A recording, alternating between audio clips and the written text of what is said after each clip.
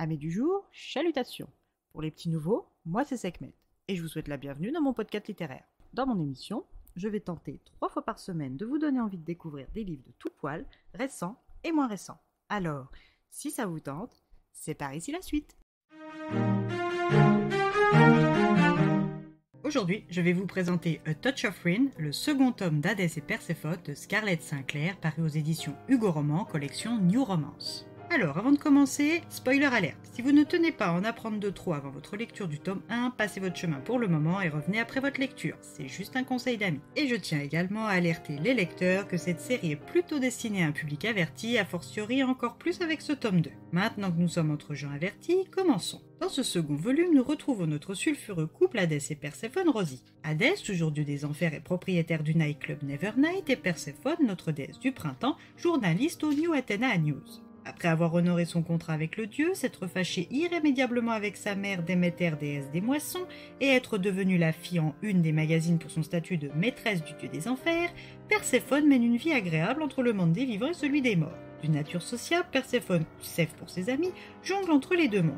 Sa meilleure amie du monde d'en haut est toujours Lexa Sideris, et quand nous la retrouvons, c'est à l'occasion de la prise de ses nouvelles fonctions en tant que chargée des événements de la fondation Cyprès Apsos, une association créée par Hadès pour aider les mortels à se défaire de leurs addictions. Lexa est très enthousiaste et part tôt de l'appartement qu'elle partage avec Perséphone. Cette dernière arrive à son bureau à l'Acropole quand elle voit une foule compacte qui l'attend. Paralysée par cette notoriété soudaine, elle demande au chauffeur d'Hadès, Anthony, de la déposer plus loin. Arrivée à son étage, c'est sa charmante et souriante assistante Hélène qui l'accueille en lui donnant la liste des messages reçus tant pour sa vie privée que pour la rédaction de ses articles sur les dieux. Pas le temps pour Sèvres de se poser que son patron Démétrie Aétos arrive. Son attitude met en alerte ses sens de déesse. En effet, Démétrie lui annonce que le grand patron, Karl Stravos, exige un article exclusif sur sa relation avec le dieu des enfers avec détails croustillants ou son renvoi.